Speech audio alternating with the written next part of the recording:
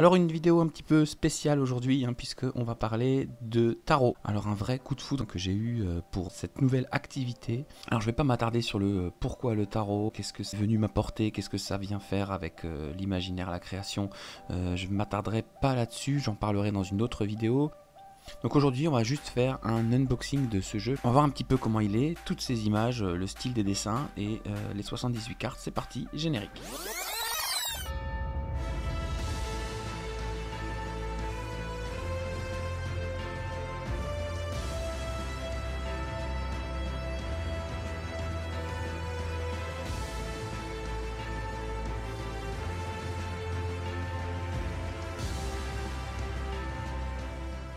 Alors vous le voyez, la boîte elle est d'une qualité moyenne. Je l'utilise depuis quelques semaines.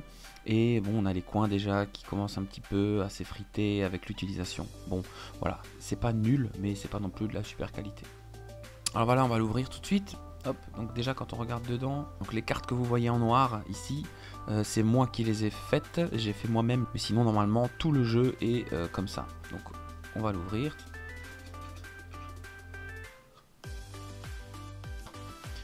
Donc, on a une première carte avec des instructions. Le design qu'il y a de l'autre côté, donc le dos de la carte. Une deuxième carte, une carte de couverture. On va montrer d'abord le petit livret. Donc un petit livret agrafé, il y a deux agrafes ici. Il est en plusieurs langues. Voilà, donc il est en 5 langues différentes. À chaque fois vous avez 2-3 pages, c'est pas énorme.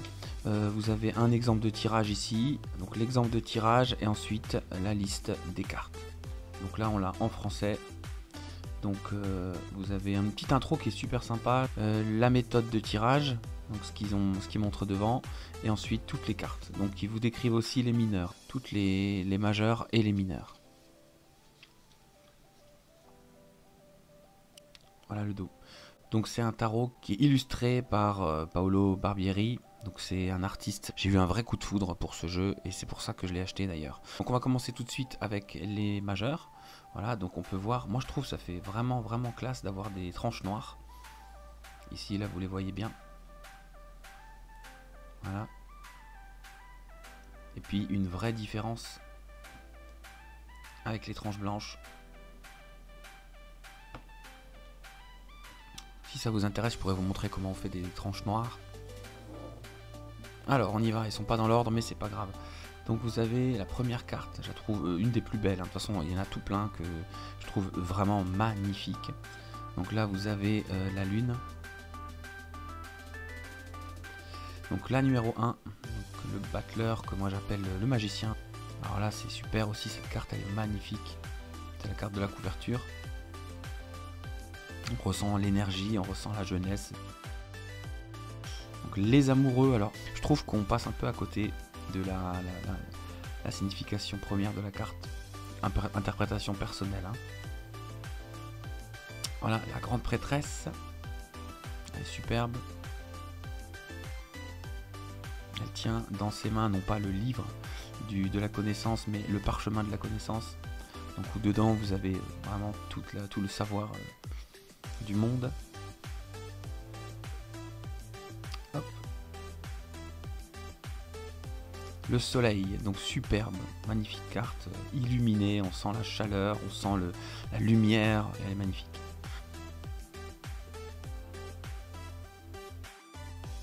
Alors l'ermite, là c'est vraiment, on sent le calme, elle est retranchée dans sa forêt. Mais en même temps, elle n'a pas l'air d'être dans un sommeil. Elle a l'air d'être en réflexion, elle a l'air d'être en... se retranche pour penser, pour réfléchir.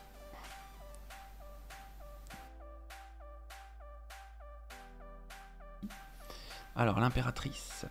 Moi, j'aime bien l'appeler, c'est la carte la plus complète, la plus forte, la plus puissante du tarot. L'impératrice, pour moi, c'est une carte hyper complète. L'empereur, ensuite... Donc l'empereur, superbe. Pareil, dès que j'ai vu cette image, j'étais amoureux direct du style, magnifique. Représente vraiment un empereur tel que moi je me l'imaginerais. Alors ma carte préférée, numéro 1, clairement. Donc le diable, je le trouve extraordinaire et superbe. Vous pourrez faire des recherches si vous voulez sur la signification des deux doigts en l'air. Le style graphique que je trouve superbe. Ensuite on a la force. Magnifique aussi cette carte, qui n'a plus peur de rien. Ensuite on a l'étoile. Donc elle est très jolie aussi cette carte, j'aime beaucoup.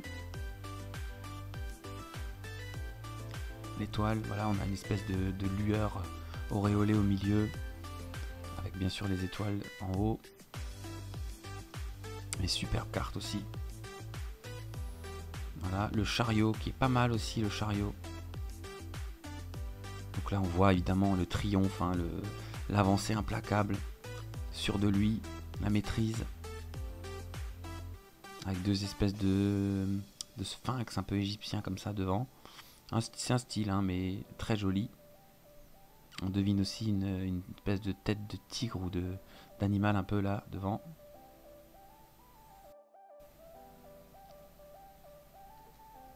Alors ça, hop, c'est la carte du pendu. Magnifique dans cette position là. On voit qu'elle est pendue par une seule jambe. Voilà, elle est entourée de tout plein d'espèces de chauves-souris là. Et en même temps, elle n'a pas l'air paniquée du tout, hein.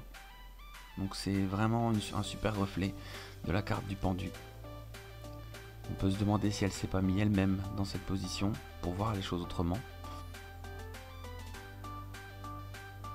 Alors la carte du jugement, la numéro 20, pour celle-là, j'ai pas une énorme affinité, j'ai pas une accroche terrible avec elle. Mais bon, c'est aussi une belle carte. Alors la tour, moi j'aime bien appeler cette carte la tour, je l'appelle pas la maison Dieu. Donc elle est hyper ressemblante à la signification d'origine, bon mais bien sûr d'élévation aussi. De passage à un autre niveau, on a l'éclair, la foudre qui frappe cette tour. Donc signe de catastrophe, de danger, un appel à la prudence, un appel à l'humilité. Donc la carte du fou, super intéressante aussi, j'aime beaucoup la carte du fou. Un peu spécial, un peu bizarre, avec un masque un peu étrange mais très joli.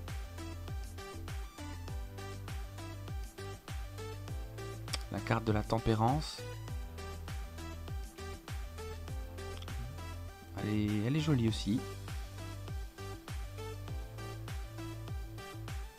Voilà, donc la carte 21, la dernière, la carte du monde. Donc on ne sait pas trop si c'est un atome ou si c'est une vision cosmique de l'univers. En tout cas, voilà, on a cette proposition qui colle pas mal, je trouve. Moi j'aime beaucoup avec cette petite fée là. La justice. Il est pour évoquer tout ce qui est supérieur, divin, indiscutable. Et l'épée bien droite, prête à trancher. Mais une belle carte aussi. Le hiérophante, que j'aime bien. J'aime bien cette carte. Ou le pape, hein, pour ceux qui l'appellent le pape. Une jolie carte, magnifique aussi. Alors là, on a une des cartes que j'aime le moins, alors que d'habitude, c'est une carte que j'aime beaucoup. C'est la roue. La roue de fortune. Et on va terminer avec une carte absolument superbe. Donc c'est la mort. Une vision de la mort que j'adore. Voilà pour les majeurs. Donc on va passer les mineurs un peu plus rapidement. Donc voilà, dragon, un beau dragon. Une belle carte là. Je vous les passe rapidement.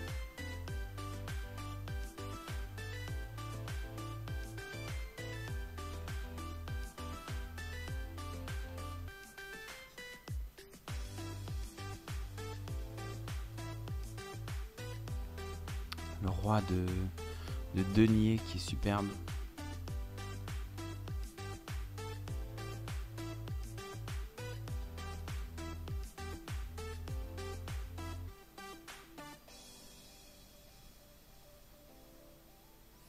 Encore un roi là, le roi de coupe. hyper charismatique.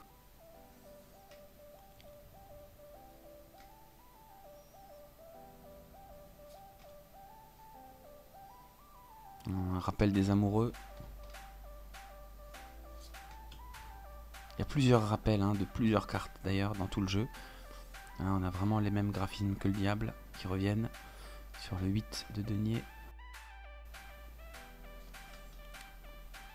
Je vous commente pas les mineurs, je vous les montre juste pour que ça aille plus vite, que la vidéo dure pas trop longtemps. Elle est superbe cette carte, j'adore cette carte.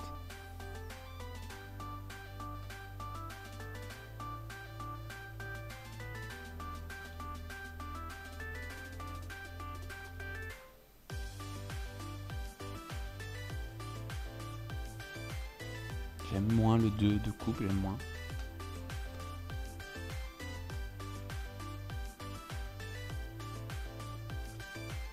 Pareil pour celle-là. Cavalier de coupe, j'aime moins.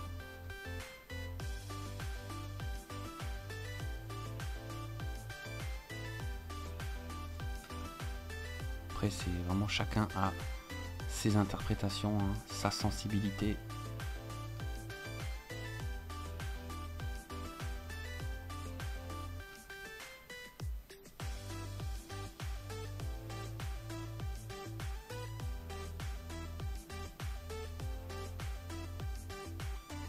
Superbe carte, j'adore aussi le 8 de coupe.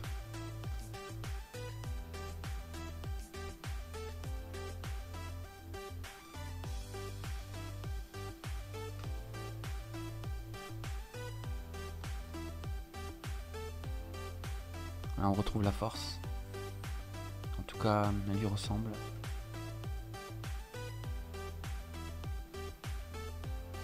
Le 1 de denier, sympa. Terrible aussi, le 3 d'épée.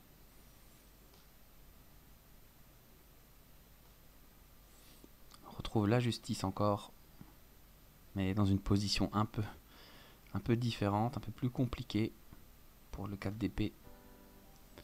Encore une inspiration là pour moi du diable. 4 de denier.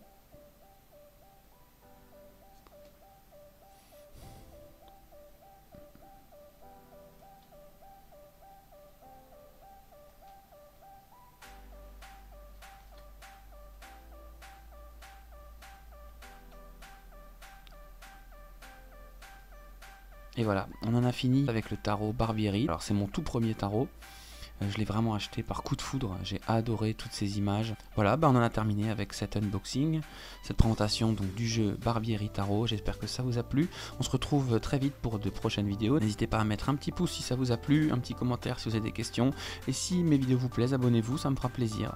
On se retrouve bientôt. Merci d'avoir regardé jusqu'au bout. N'hésitez pas à créer et surtout libérer votre imagination. A plus!